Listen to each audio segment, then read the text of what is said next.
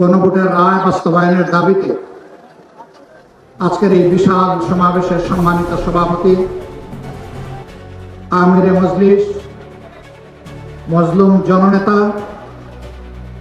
আধিপত্যবাদের বিরুদ্ধে উচ্চকিত কণ্ঠ, প্রিয় সহযোদ্ধা জনাব আল্লামা মামুনুল হক, মঞ্চে বসা জাতীয় নাগরিক পার্টির সম্মানিত আহ্বায়ক, সংসদের বিরোধী দলীয় চিফ হুইপ জনাব নাহিদ ইসলাম, রণাঙ্গনের ৭১-এর রণাঙ্গনের অন্যতম সেনাপতি, বীর মুক্তিযোদ্ধা জনাব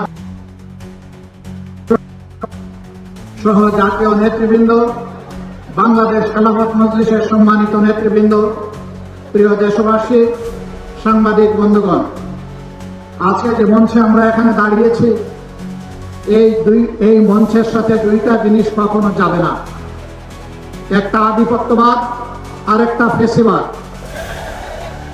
এই দুইটাকে এই মঞ্চ কখনো কবুল করবে না, বরদাস্ত করবে না। এই মঞ্চে যারা বসে আছেন তারা জাতির স্বার্থে দেশপ্রেম বুকে ধারণ করার কারণে জ্বলে জ্বলে তিলে তিলে তারা প্রমাণ করেছেন, জীবন দেব, অন্যায়ের কাছে মাথা নত করব না। আফসোস, ২০০৬ সালের ২৮ অক্টোবর যে খুনের রাজনীতি দিয়ে হাত রাঙিয়ে মানুষের রক্ত দিয়ে হাসিনার রাজনীতির নতুন উত্থান হয়েছিল, তাদের হাতে একসময় যারা সকলেই মজলুম ছিলাম, রাজপথে আন্দোলন করেছি, সংগ্রাম করেছি, তাদেরই একটা অংশ আজকে সরকারে যাওয়ার পরে অতীতের সব কিছু ভুলে গিয়েছে। কেন আজকে এই দাবি বাস্তবায়নের জন্য আমাদেরকে সোহরাওয়ার্দী উদ্যানে আসতে হলো? তারা জাতির সাথে বিশ্বাসঘাতকতা করেছেন, এই কারণেই আসতে হলো। তারা স্বীকার করতে বাধ্য হয়েছে জুলাই সনদ বাস্তবায়নের কার্যকরী আইনি পদ্ধতি হিসাবে গণভোটের কোনো বিকল্প নেই। এই জন্য সেই গণভোটের প্রস্তাব তাদেরই একজন করেছিলেন। তাদের নেতা নির্বাচনী প্রচার অভিযানে শহীদ আবু সাঈদের স্মৃতিবিজড়িত রংপুরে গিয়ে বলেছিলেন, প্রিয় দেশবাসী, ভোট দিবেন দুটা, একটা দিবেন আমাদের মার্কায়, আরেকটা দিবেন গণভোটে, আপনারা সকলে গণভোটে হা বলবেন। এখন তারা বলছেন গণভোট অবৈধ। পার্লামেন্টে আমরা জিজ্ঞাসা করলাম, এটা কি নির্বাচনের পরে অবৈধ হলো না আগেই অবৈধ ছিল? তারা কোনো সময় বলেন আমরা ৪টার মধ্যে ৩.৫টা মানি, কোনো সময় বলেন যে পুরাটাই অবৈধ। আমরা বলেছি পার্লামেন্টে, আপনারা দেখেছেন, একই আদেশে দুইটা ভোট, গোস্ত হালাল কিন্তু শুরুয়া জোল হারাম। এ সুবিধাবাদী মানসিকতা। আমাদের সম্মানিত সহকর্মী এবি পার্টির চেয়ারম্যান বলেছেন, ৭১ সালে জনগণের রায়কে অমান্য করার কারণে একটি যুদ্ধ অনিবার্য হয়ে উঠেছিল। যারা রায় অস্বীকার করেছিলেন তাদের পরিণতি ভালো হয়নি।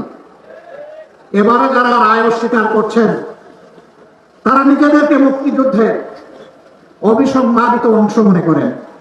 আমরা বলি সেই মুক্তিযুদ্ধকেই সম্মান করে আবার রায়টা মেনে নেন। এই রায় মেনে নিলে আমরা এই স্টেজে দাঁড়িয়ে এই দাবিতে আর বক্তব্য দেব না। কিন্তু এই রায় যদি না মানেন, মহান আল্লাহকে সাক্ষী রেখে বলছি, এই রায় বাস্তবায়ন না হওয়া পর্যন্ত আমাদের আন্দোলনে আমরা কোন ধরনের বিশ্রাম নেব না। আন্দোলন চলবে সংসদে, আন্দোলন চলবে রাজপথে। নাহিদ ইসলাম বলেছেন, নোভা এলইডি টিভি, ঝকঝকে ছবি, নিখুঁত শব্দ, ৫ বছরের ওয়ারেন্টি। নোভা মানি সঠিক মান, নিশ্চিত সেবা। রাজপথ আর সংসদ প্রয়োজনে একাকার হয়ে যাবে। রাজপথ আর সংসদ একাকার যেদিন হয়ে যাবে, সেদিন বালুর পাত দিয়ে নদীর জোয়ার, সমুদ্রের জোয়ার থামাতে পারবে। ফ্যাসিবাদীরা বিভিন্ন নেগেটিভ তৈরি করে, বয়ান তৈরি করে জাতিকে বিভক্ত করেছিল। আর আপনারা নির্বাচনের আগে বলেছিলেন, আমরা নির্বাচিত হলে, সরকার গঠন করলে সবাইকে নিয়ে আমরা সরকার গঠন করে দেশ চালাবো। এখন আপনারা কি করছেন?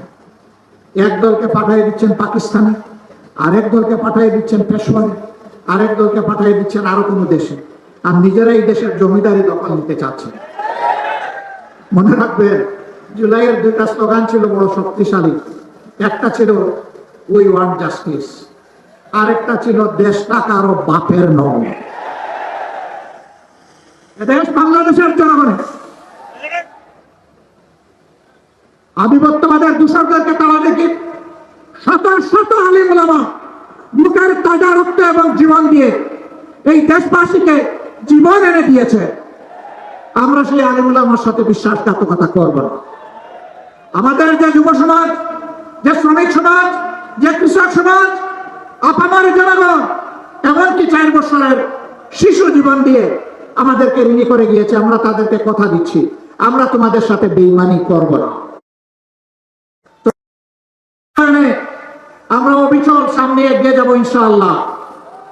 আমরা গভীরভাবে আশ্বাসে ইনশাআল্লাহ আমাদের নয়, জনগণের বিজয় হবে ইনশাআল্লাহ। যে 70 জনগণ ফ্যাসিবাদের বিরুদ্ধে দৃঢ় অবস্থান নিয়েছে গণভোটে হ্যাঁ বলে, সেই জনগণের বিজয় হবে। নতুন করে কেউ ফ্যাসিবাদ কায়েম করতে গেলে তাদেরকে অনুরোধ করব, নিকট অতীতে যাদেরকে এখন বুকে টেনে নিয়ে আপনারা এই নির্বাচন বৈতরণী পার হয়েছে, যাদের হাতে পায়ে ধরে ইঞ্জিনিয়ারিং করে ক্ষমতায় এসেছেন, তাদের পরিণতি থেকে শিক্ষা গ্রহণ করুন।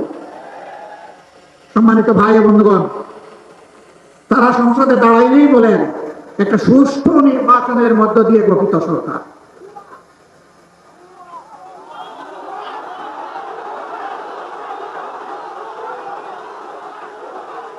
সরকার যদি সুষ্ঠু নির্বাচনেই গঠিত হয়, তাহলে বারবার দাঁড়িয়ে বলতে হয় কেন?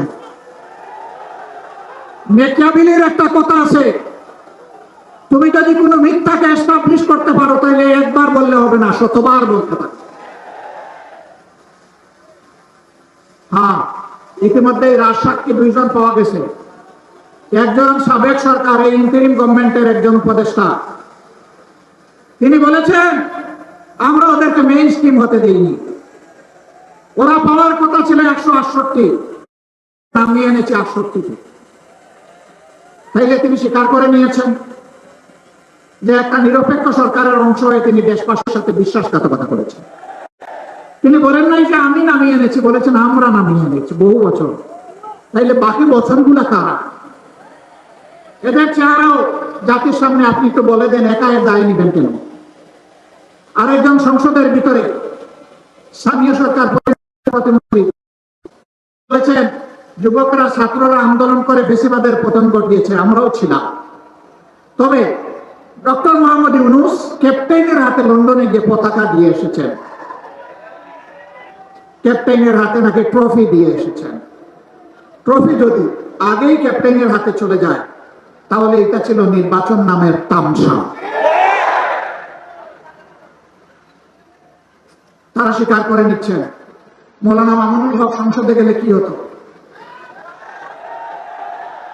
যা হতো এর ভয়েই তাকে আটকে দেওয়া হয়েছে। কয়দিন, কতদিন আটকাবে? ইনশাআল্লাহ দেশপ্রেমিকরাই বাংলাদেশ আগামীতে পরিচালনা করবে ইনশাআল্লাহ। তৈরি হন, লড়াই চলবে, থামবো না, চালিয়ে যাব। জনগণের অধিকার আদায় না হওয়া পর্যন্ত জীবন যাবে, কিন্তু মাথা নত করবো না ইনশাআল্লাহ।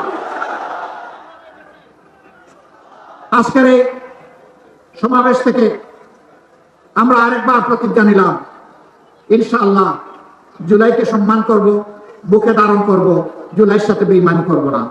আর জুলাইয়ের সাথে যারা বেঈমানি করবে তাদেরকে ছাড় দিয়া কথা বলা হবে না। বিশেষ করে যুবকদেরকে অনুরোধ করবো, তোমার জীবন দেব দেশের জন্য যতবার প্রয়োজন। আমিও তোমাদের কাতারে দাঁড়িয়ে বলছি, আমিও যুবক, জীবন দিতেই থাকবো।